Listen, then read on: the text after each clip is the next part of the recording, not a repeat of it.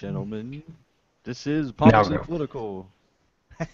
Now we are live. We are live and we are ready to go, ladies and gentlemen, with another edition of Pompously Political. The podcast is a little bit pompous and a little bit late because we've been having technical issues. So bear with us as we are once again co-host.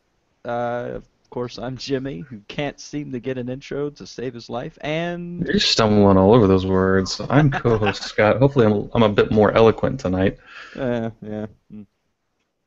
Well, part of my issue is the time we've had so much time that's been from the last podcast to this one that I've forgotten my eloquence. So we'll see if I can There's find it. so much to go over too. Like it's been Yeah, a busy 2 weeks in the news, especially in the political arena.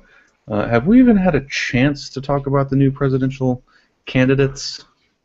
I don't think so because we've had quite a few announced since the last time we spoke. So We have, and surprisingly, I've heard some logical statements coming out of the Republican Party, which that's the first time I've been able to make that comment in a long time. Um, Statements that don't require strict adherence to 2,000-year-old text to tell you how to run a country. But and then we had the incident down in Charleston and a lot of, I guess we can call it racial tension throughout the country. I guess we can talk about that some, especially with the Confederate flags that are still flying in the South that they're talking about taking down now. So right, which we lots and lots of stuff.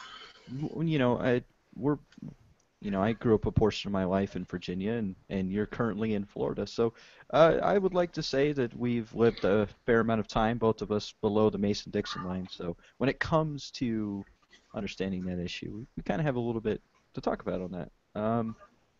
So yeah, and then of course keeping on with that the race stuff, we have the NAACP, Rachel Dolezal to talk about, of course, which I'm sure you Oh, guys have she's a heard all about. riot. Yeah. Oh, She's the gift that keeps on giving. She, she just sets herself up for more and more and more fun at her oh. expense.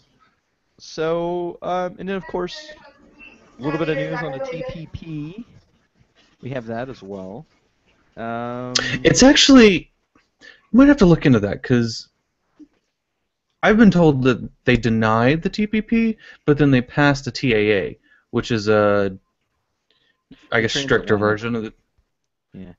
Well, you had the Okay, so Trans-Pacific, and then you had the Transatlantic, which were, and I've uh, also heard of a TAA or TPA thrown in here somewhere instead of PTA. But it's all this alphabet soup when it comes to this bill. That's part of the problem is that, um, and just I making it think it more was. confusing trying to understand it.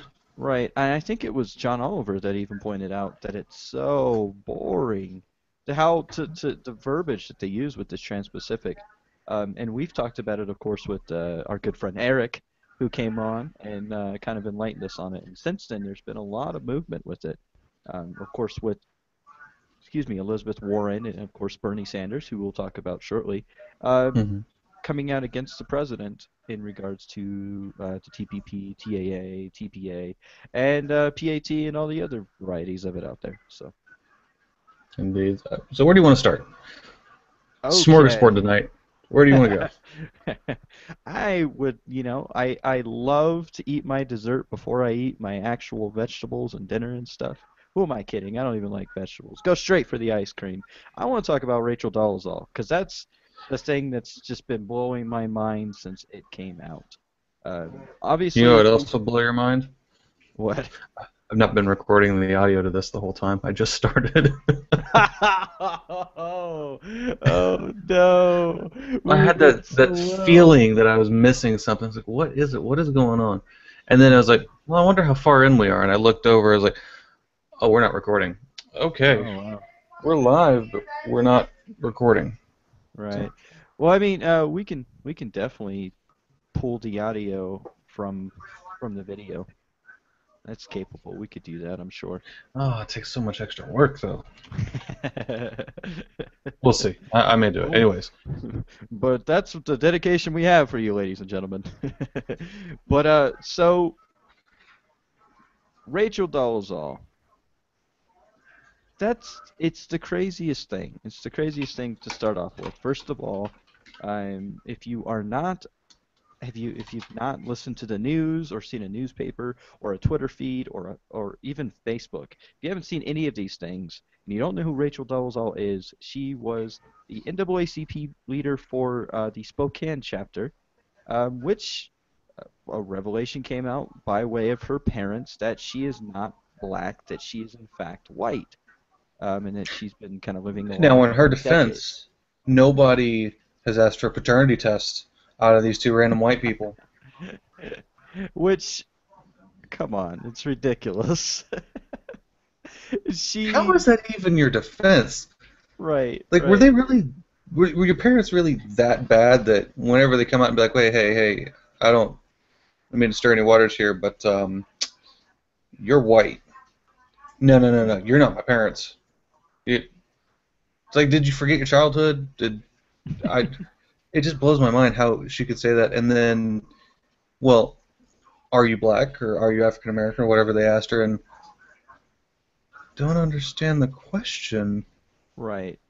What's there not to understand? How are you the leader of a group like this? And you can't understand a basic question like that. It's a very simple, definitive yes or no type question. And on top of that, the whole idea about the biological testing, that's something that could easily be cleared up with a biological test. So if that's your defense, if you're like, well, there's no proof, then there is a way to get that proof, ladies and gentlemen. And so it's a wishy-washy attempt to, I don't know, I don't know, I got nothing when it comes to that. Like, It's why lie? basically, she basically would have been equally as ridiculous if she'd just been like, I'm white. Like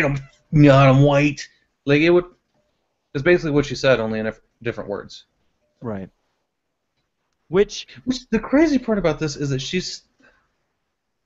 you you know we hit this tried to hit this on the last episode before we had the technical issues. You can be a leader in the NAACP and be white. right, It's not an exclusively black position. There's no need to lie to get a position like that. right. Again, like, the local chapter of the NAACP, I can't even say it. The NAACP in my hometown here she's white. And she does a phenomenal job. It's not a topic of race as far as or a criteria that you must meet that you must be black in order to be a member of the NAACP. You just have to be a thinking, logical individual that is for civil rights, that is Yeah. for the progressment or the advancement of colored people, hence the name. So, that's the thing. Was it an insecurity? Did she think that she could not achieve the things she did with the NAACP as a white person? I mean, it's difficult to see what her motives were. She was also married. Did you know that? She was married. Yeah, married, I believe, to a black guy. Yeah, she was married to a black guy and had children. Oh, I So, wonder if the kids think they're black, well, it's or do one they of know those that they're things. mixed? Yeah, that's the thing. Like, how could this husband, like imagine that you're dating somebody, and then, things get serious, you get ready to get married, and she's like, I have a secret to tell you. I'm not actually black. Like, how does that conversation go down? Because he had to have known. But is it even really a secret? Like, I get the secret to tell you I'm not really black. That's not a secret. I've been in bed with you. I know.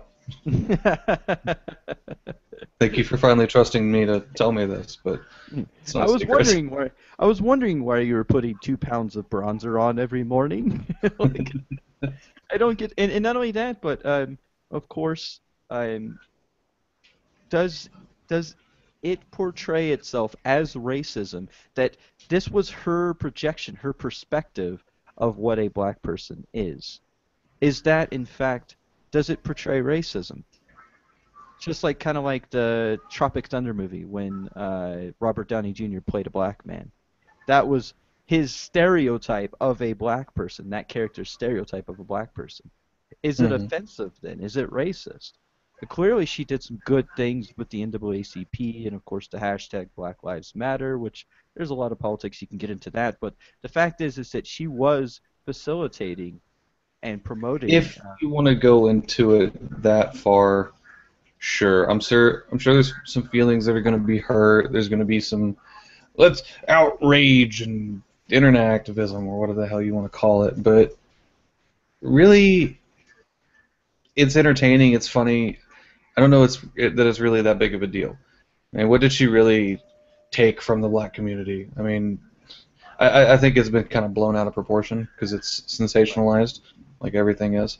I just, we start getting into political correctness, which I think is the death of our society. But Right. I think we could have a whole episode about political correctness because I feel that you and I are a lot alike as far as the PC, especially the liberal PC. We're terrible about it when it comes to PC-ness. But oh god, liberals are the worst. yeah, you can't say anything about being offended. And every kid must have a ribbon. Yeah. But That stuff drives me nuts. Like that's why I find myself on a fence a lot of times when it comes to liberalism and conservatism. Obviously, I'm liberal because there's damn near nothing out of the conservative rhetoric that I agree with. But the far, I don't know, what is it, the far left liberals? Is that the direction that goes? I don't right. really know about that. I like equally as much from them as I like from the Conservative Party. Right. Or the conservative position. Yay, words are hard again. It's just that like you said, every kid needs a ribbon. Can't stand that. That would be the conservative in me saying, no, you're gonna earn your ribbon. You don't get to show up and think that you won. You're gonna go earn that damn thing. You're gonna, blood, sweat, and tears. And if you don't get it, then you try harder and you keep trying. I mean, right. In the topic of racism and with respects to Rachel Dolezal, the only thing that I think that could be potentially harmful by what she did, I can't really say whether she gained anything from portraying herself as black, but what she took away was the hundreds of legitimate voices of black women. She just basically truncated all their stories and then made them her own. She didn't give them, the proper recognition that they deserve. You know what I mean? But if she's the leader of a group like that, that's whole purpose is to do that, she may have temporarily stolen a promotion from a person. Well, what I'm we said, it doesn't have to be exclusively black, but she didn't steal the voices from anyone. The whole purpose of that group is to make sure those voices are heard and to put them on a platform to where they can be heard. So she's not stealing the voices from anyone. Let me kind of rephrase that a little bit. She raised the awareness that needed to be brought to the forefront of the American people and of course to Spokane people. But the moment that she is identified in the farcical way that she is, that's how it takes it away. Is because now it's a joke. You know what I mean? Like, here's this person who is an outspoken advocate who is now essentially a punchline. And so then and she is, but at the same time, that doesn't take away from what she was able to accomplish while she was there. If anything, she had stories it's one that of she the. made up. And that's the other difficult part. Well, when you're perpetrating a ruse like that, obviously you're going to have to make up some stuff to go along with it. But it's not. Thinking about how to say this. Yeah, it's a difficult subject to grasp, really.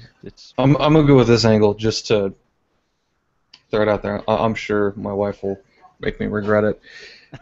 It's woman logic, is what it comes down to.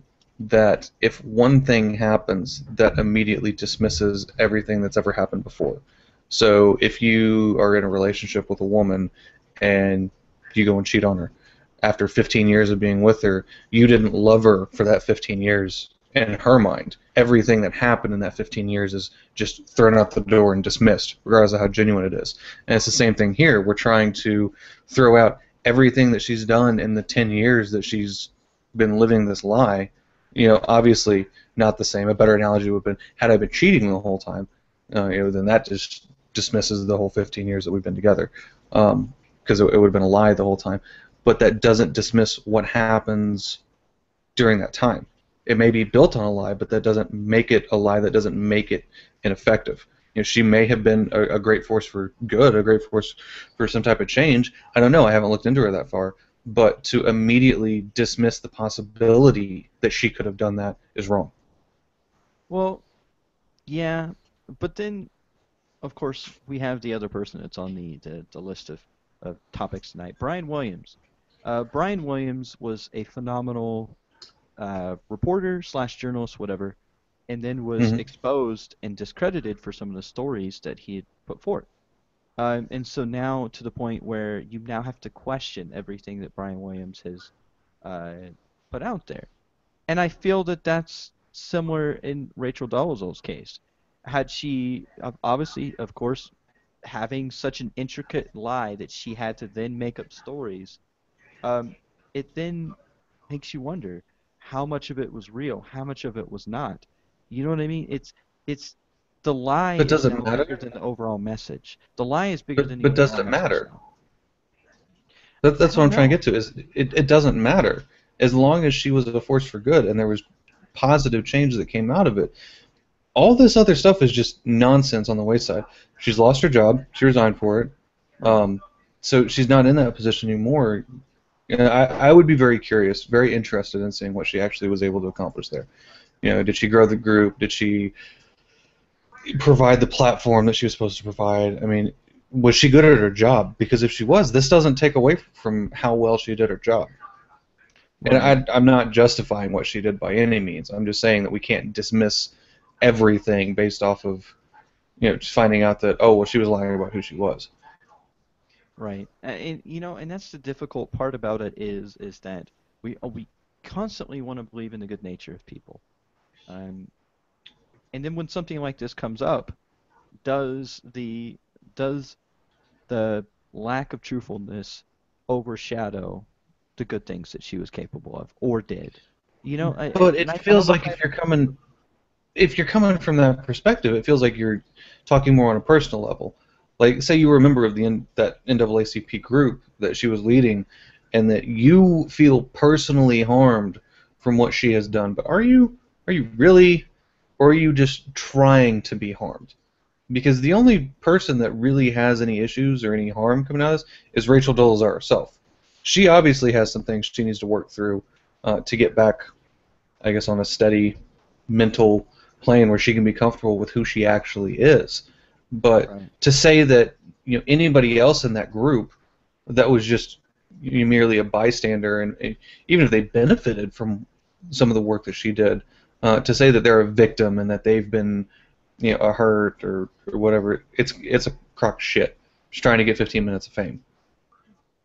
Yeah, and it's on the surface, it's a weird, just funny thing that's popped up in the news. But I mean, I think it's gonna need a little bit more analysis. Like, had she had things go in her favor, did she receive Yeah. certain perks for portraying herself as black instead of her actual true white self? And we're not just talking white. She was like Norwegian, like almost translucent white skin in that picture. She was So mostly white. right. So she straight up she pulled like I don't know if you remember that I think it was like an 80s movie called like Soul Man or something. She pulled a straight up Soul Man and it just went full blackface. Um so yeah, it's Or reverse white girls. right, yeah. It's She just was the so kind of white girl that's too white for my taste in white girls, if that makes any sense. she- you oh boy. I'm gonna just stop there because I don't want to take it to an offensive level. Um Speaking of Brian Williams, he's coming back. right. He is. NBC has confirmed he will be returning, but not to the nightly show. The guy that's been hosting it in his absence is going to continue to host it. He's going to be a special action news correspondent, like when there's breaking news. Here's Brian Williams, because that's a step down about 10, 15 steps from where he was. Except that Yeah. occasionally, when the guy that's hosting the nightly show or whatever it is, nightly The news, nightly news. um, Yeah. yeah, whenever he's feeling sick or he's got a boo-boo or he wants to go on vacation, then Brian Williams can step in and cover for him. Right. Which I think it's an adequate punishment. I think that he deserves to be knocked down because he he basically falsified a lot of information to get to the position that he was with the nightly news, and so it's rightful and justice is served that he then had to step down from that position and allow somebody else to do it. Uh, Right, because that position, when you're speaking to that many people and you're speaking from a place of authority, your whole job is based on trust. And if people cannot trust you anymore, then you're no longer qualified to do that job. And I don't know that he'll even the episodes that he's going to guest host. Is anybody going to watch? Is anybody going to really want to see him back in that chair? Are they going to listen to anything that he says? you know what? I wouldn't discount him yet. I wouldn't discount him yet. I think that he has the potential to get back in the public's good graces, but he has a lot of damage control to do, and I think by fulfilling this special correspondent role, that he that'll give him the opportunity to do that because it'll pull him out of the limelight a little bit. He can resort his priorities, maybe go see his daughter on Broadway because she's out doing that all goodness. So you know, maybe read a book or two and actually do some journalism, Brian Williams. So, eh, Well, kudos. I would hope that he makes a good comeback. I mean, some of the greatest, was it Jimmy? Was he on Jimmy Fallon? It was Fallon that did the rap with him, right? Right, the slow jam to news. Those are perfect.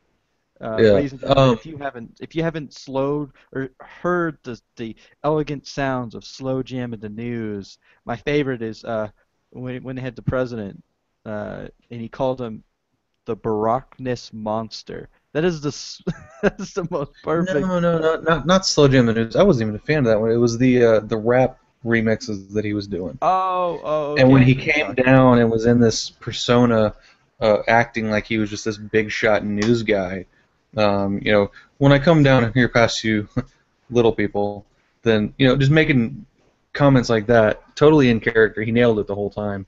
Um, Right. but to then be knocked down, I mean, it shows that he was a cool guy. Now he's knocked down. Now maybe he is one of the little people that he was kind of making fun of before. But Right. I would like to see him come back. I enjoyed watching him. Mm. Brian Williams. Like butter.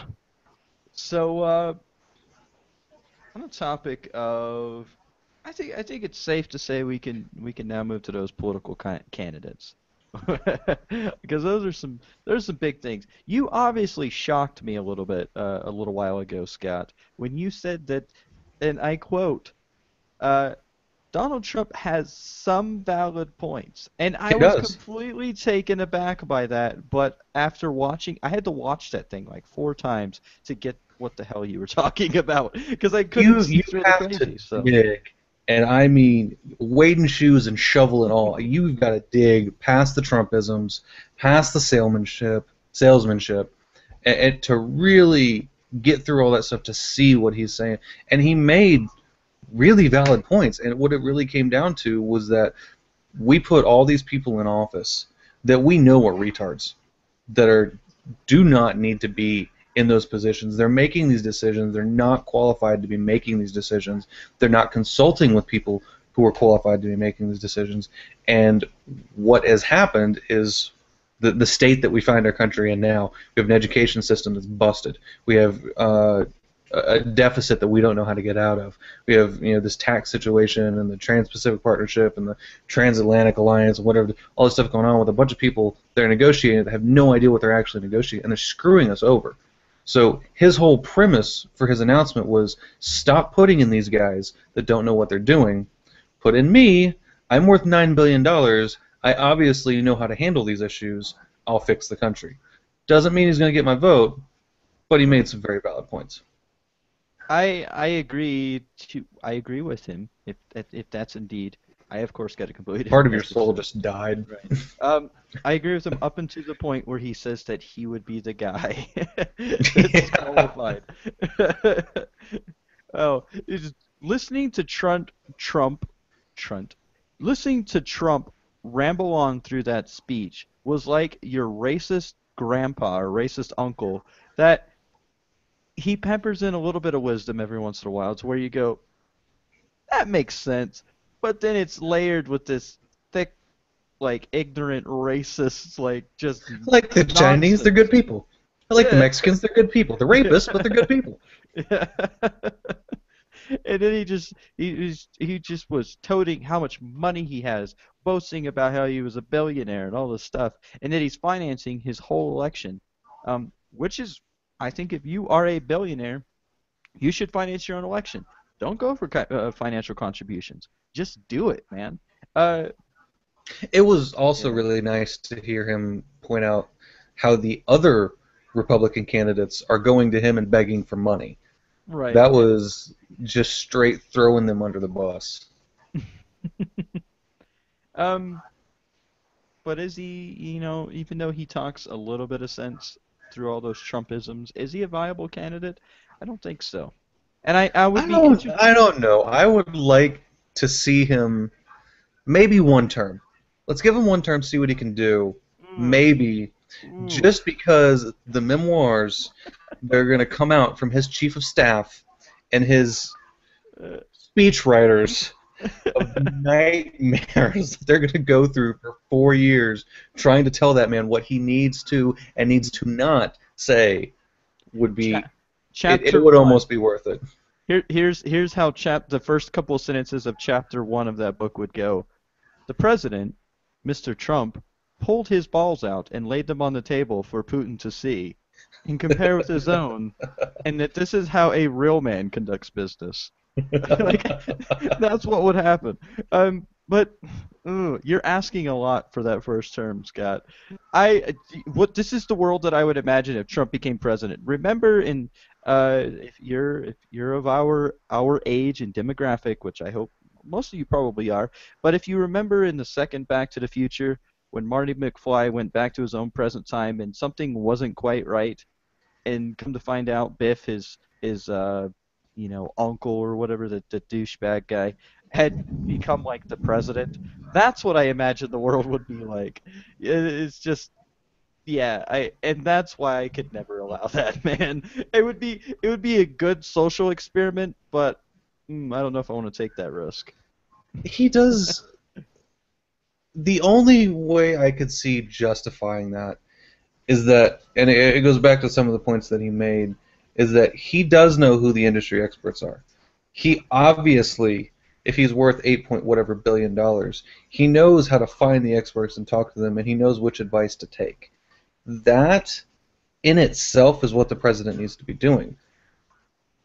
I mean, we're hiring, we're electing. I'm not hiring. We're electing these presidents that We're pretty much we hiring like, and them. Kennedy was an attractive guy, and Obama was the first black guy to have the office, and Bush just gave you that good down home feeling, and we're picking these people based on emotions, and oh well, I kind of agree with him on this issue, when in reality, how the president feels about something shouldn't matter because there is no way you can expect a president to walk in and be an expert on everything. It's completely unrealistic.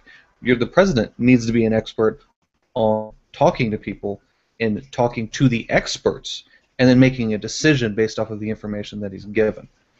Well, that's what made a lot of the good presidents, in my opinion, because you have two theories of how to govern in at the presidential level. You have what's called the spokes of the wheel sort of mentality, where the president sits there and he has a section of advisors. Like this person advises him on this, and this person advises him on, like counterterrorism, and this person advises him on domestic issues, and they basically report directly to the president. So the president gets an earful of all this knowledge from these experts, and then he then makes decisions based off of this. You also have a hierarchical system. That's when you get chiefs of staff and stuff like that. And of course, you get hybrid systems that are a mixture between spokes of the wheel and in hierarchical um, systems as well. But that's essentially what the president does. Is he's supposed to listen to these advisors.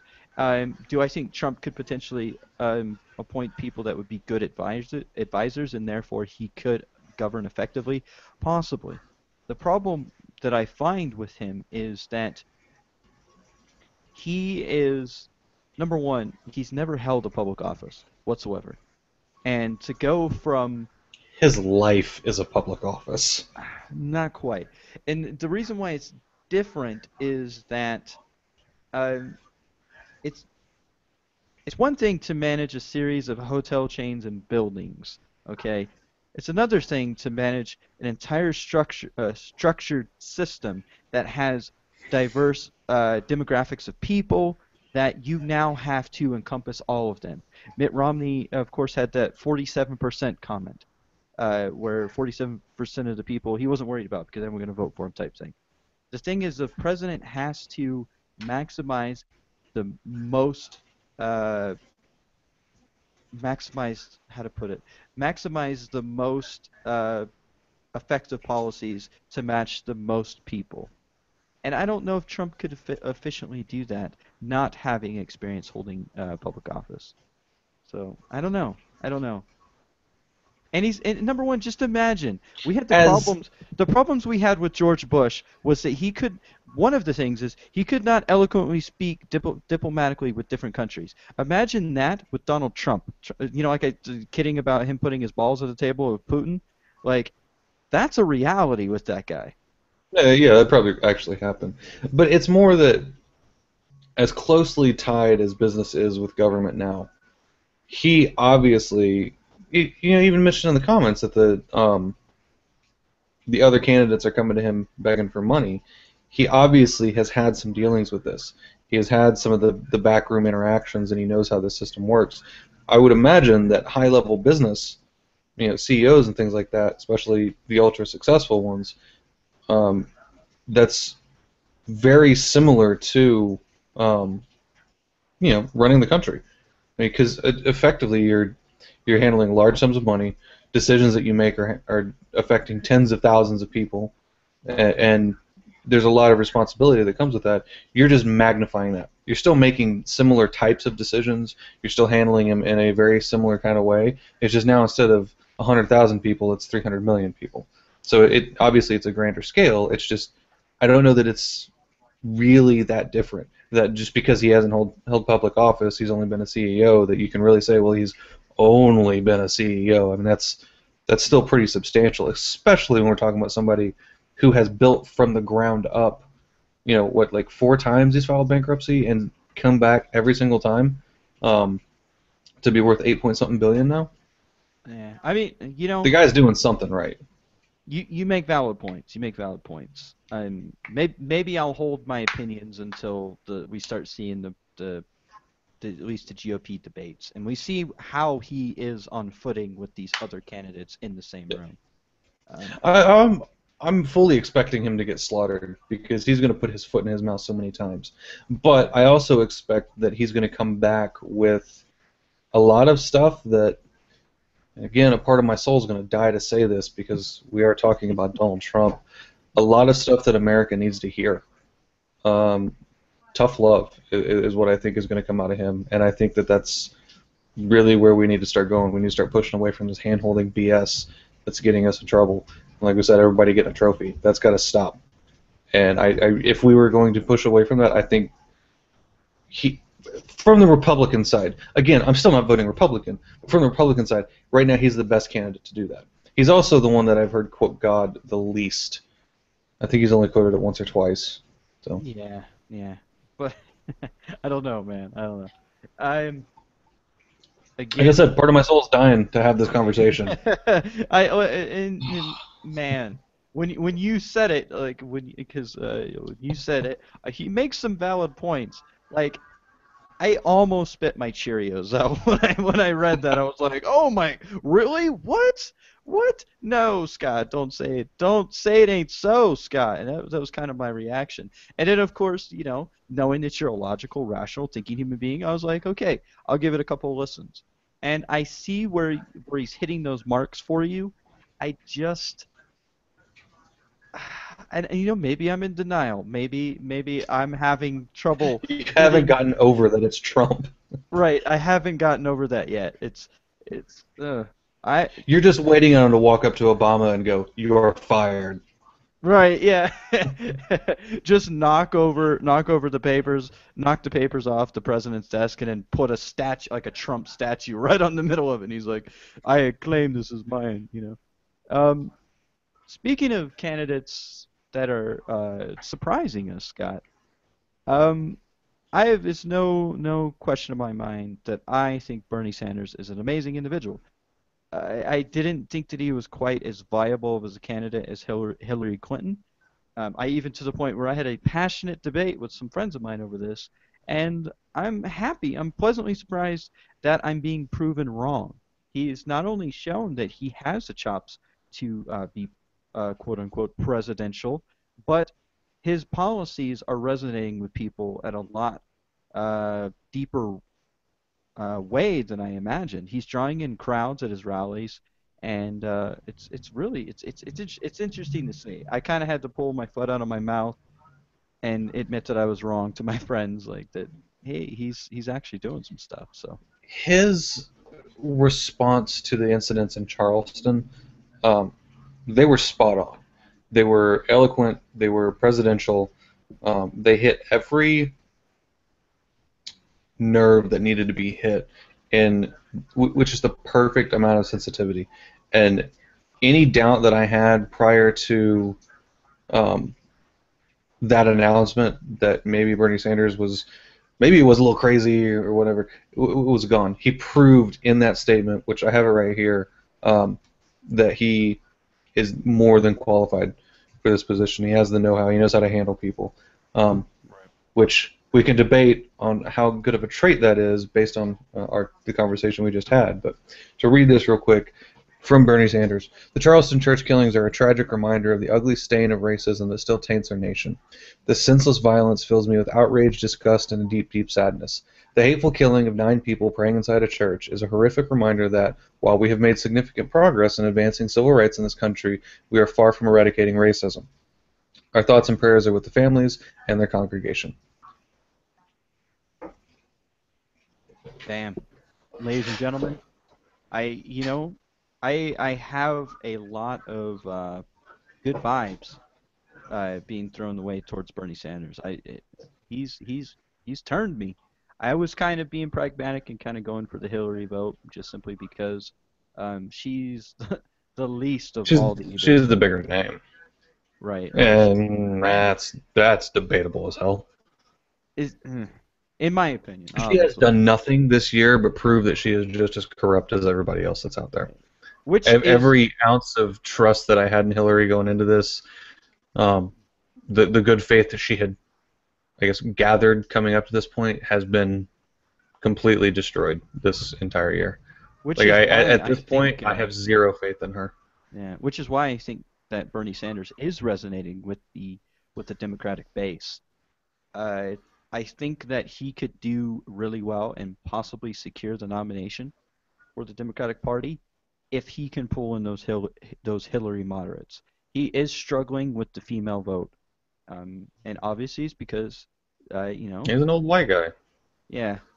Let's be honest there. He's got that working against him now.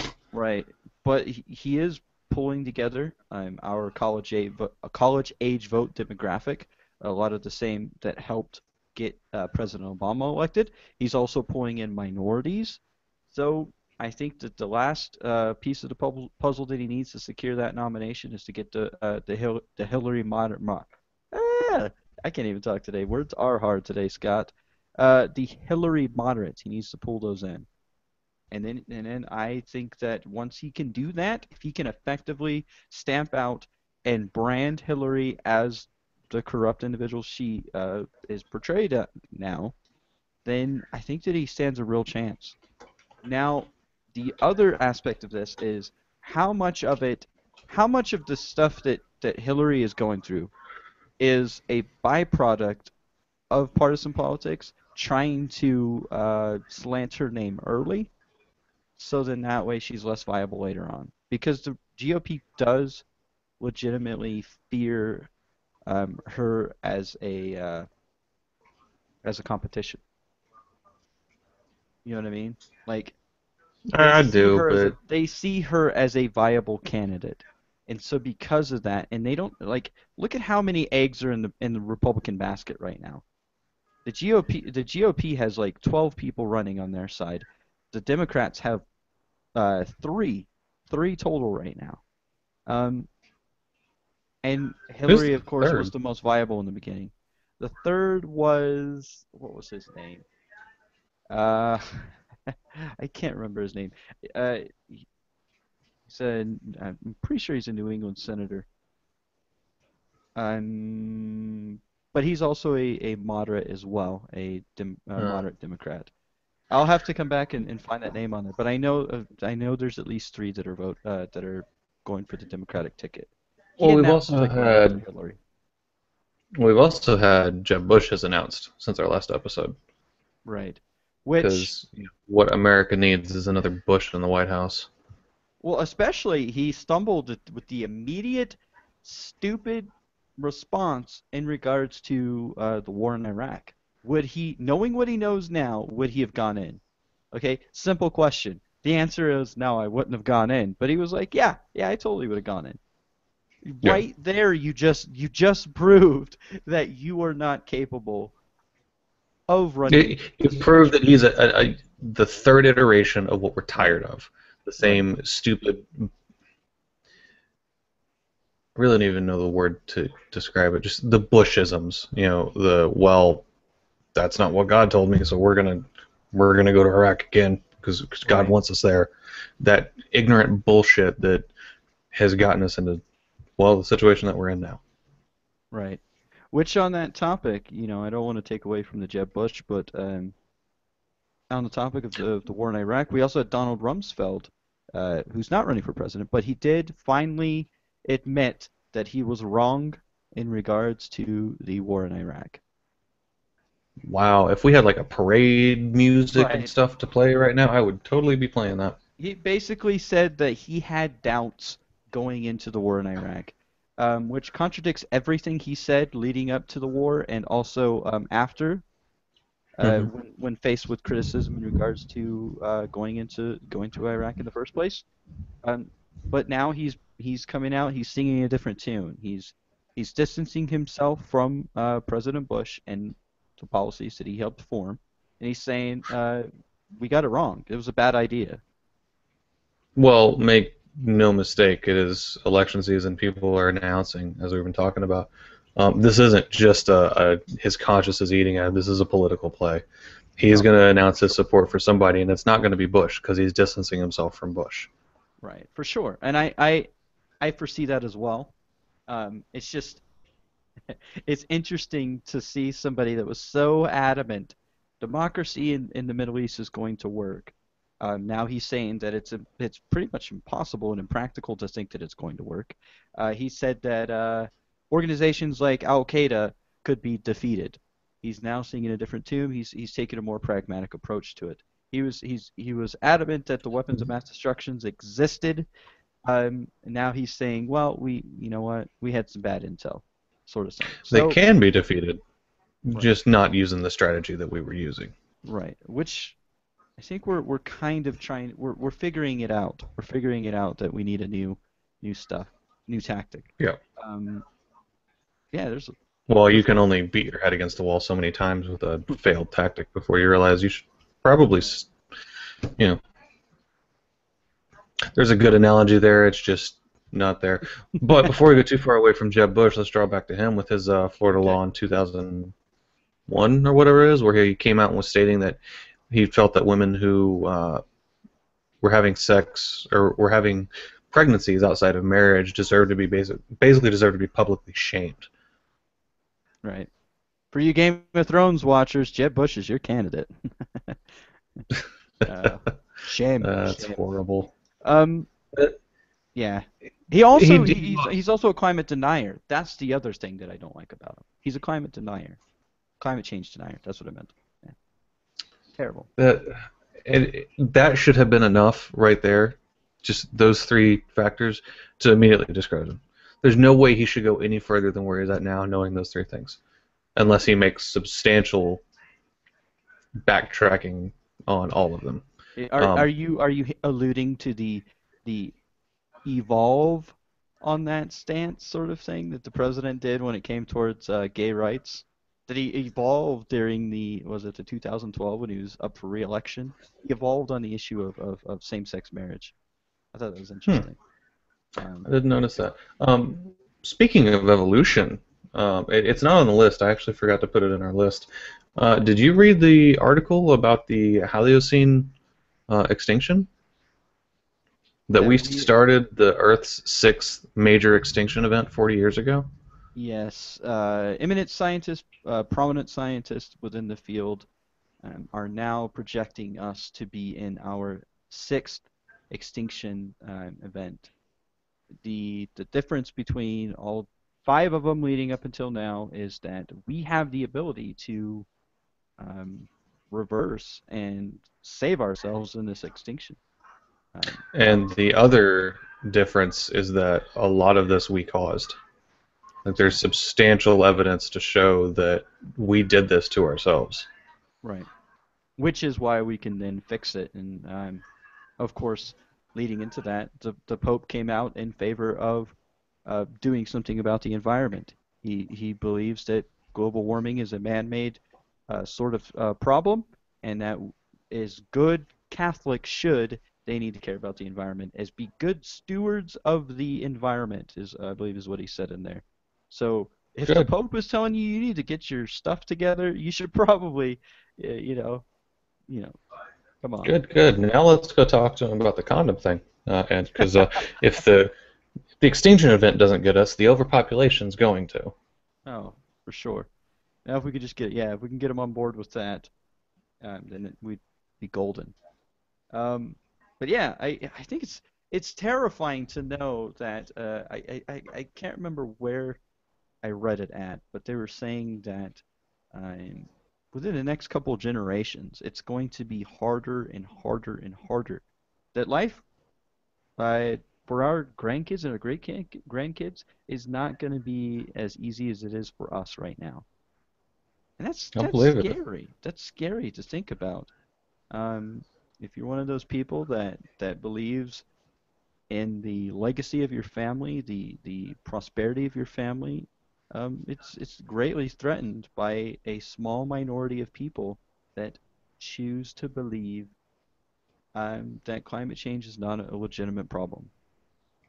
So, I would rather believe fairy tales and nonsense over facts and what you can walk outside and see around you. But I said a couple months ago, and I felt for a long time now that we need to seriously be investing in technology that allows us to live off of Earth, to make that we could self-sustain, in space. Because once we figure that out, you could almost say we're eternal. I mean, if we can figure out how to survive in space with only what we can produce, if we can produce more water or whatnot, or whatever, we would have to figure out to make it. We really need to be dumping some money into it because we're right. running out of time. Which it's a little bit disheartening when the same people that are climate change deniers are taking money away from organizations like NASA and and allocating it towards something like Department of Defense. I mean, Hmm. sure, yeah, you need to protect yourselves from the people that are bad, whatever. You need to pay for those F-35s, but when it comes to actual legitimate research that could potentially secure our species, and and not only that, but think of the optimism, the idealism that came out of the launching of the rockets to the moon, the moon landing and Hmm. stuff like that. I mean, that right there is how you bring a country together. despite how you felt about uh, things during the time, we had the Cold War going on at the time.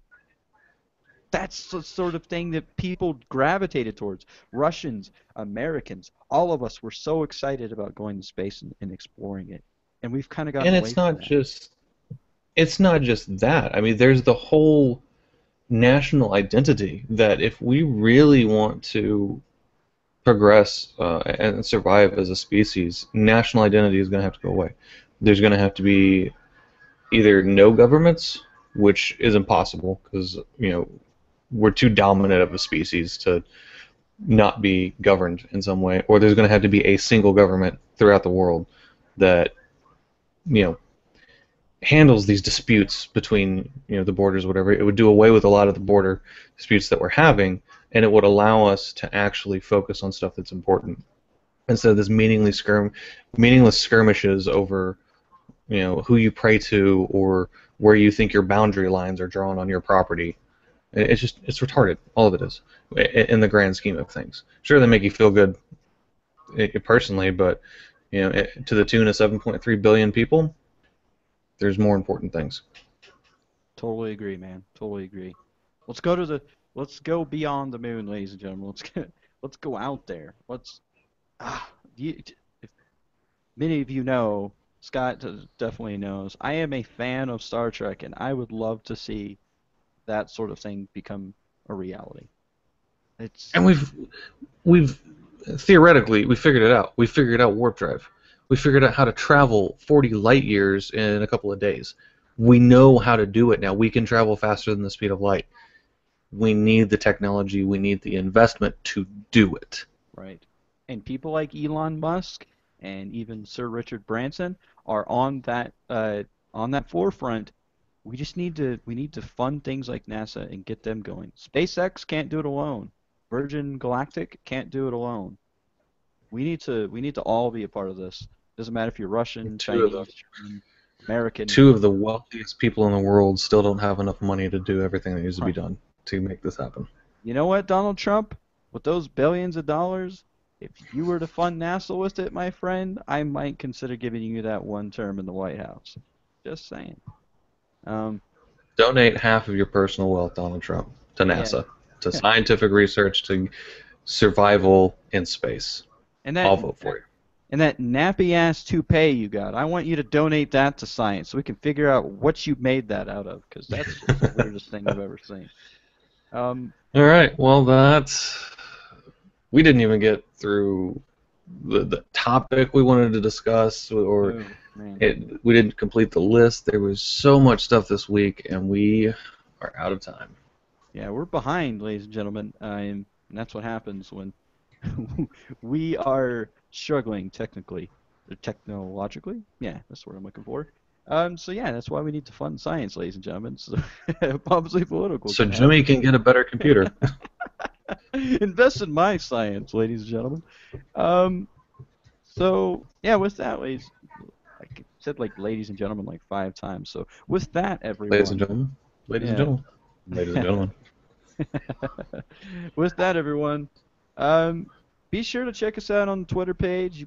If you've been checking this feed out right now, this live broadcast, you've probably been checking out the Twitter page as well. But if you haven't, go there. Tweet me. I love when people tweet me. I get tweeter-pated, if you will. Go to the Facebook page. We got a pretty awesome Facebook page going on. We're always putting stuff up on there and interesting stuff that we find in the news and whatnot. Also on the Polypompous website. You go to the Polypompous website, I'm sure you'll find something that you can argue about. And I love arguing about it with you, and I'm sure Scott does as well. So come there and drop us a line, drop a comment. The other thing, if you are interested in creating your own original content, pitch us an idea. Okay, you can pitch us at polypompous.com, and we will see if it's an idea that's worth the Pompously Political banner, and potentially get your material out there. So keep that in mind, ladies and gentlemen. If you don't have anything, Scott, got anything? No, I've been enjoying some lively discussion over the last week. Some people have gotten very offended by my comments and have blocked me. It's been Oh Wonderful, yeah, yeah. We wonderful didn't even get to experience. that, man. We didn't even get to that. Uh, Uh, Scott and I that's a had special episode quite all in itself. Scott and I had quite the Facebook war with some people. And the thing about it is that, ladies and gentlemen, there people are not always going to agree with what you have to say. This is the Jerry Springer moment, ladies and gentlemen. Uh, people are not always Your going to final agree. thought. Yeah, people are not always going to agree with what you say or what you believe. What makes us a civilized society is being able to hear out those ideas and realize that give them the opportunity to disagree with it. Have that discourse. When it comes to topics like race, religion, uh, economics, who the hell should be in the White House, these are topics that need to be discussed amongst the people intellectually and open-mindedly. Because if the moment you close your conversation and you shut it down and you don't want to hear other people's ideas, then you're stifling yourself. The potential that you could have, the ideas that you could come to agree with, you're never going to hear. So you're just stuck in the same ways. You're a Confederate flag, if you will. One of the worst things you can do going into an intellectual debate like that, where you're looking, um, really, the whole purpose of the intellectual debate is to learn. You want to hear what the other opinions are. The worst thing you can do is to go into that with your own opinions solidly formed. There's been many conversations I've gone into where I had a good idea of what my opinions are until I heard differing viewpoints, and that shaped my opinion. Um, and that's the whole purpose of it. You're supposed to educate yourself in new enlightenment and go into it with an open mind. Don't go in with your heels dug in. One of the particular conversations that me and Jimmy got into was gun control, and he's for gun control. I'm not, and we can still talk about it and be friends. But certain people, And yeah, and I was not even so much. And I was even agreeing with a lot of what you had to say and defending that line of logic that you were presenting. I felt that I you had some good and valid points. And the person, of course, who was arguing with us did not. Uh, she wasn't open-minded enough to accept those ideas. Come to find out, she wasn't even of our country. So uh, because of that, she's coming from an outside perspective that she's not able uh, to see the argument from the people that it really matters to, and which is us in the United States. So, yeah, that's all I gotta say on it, man.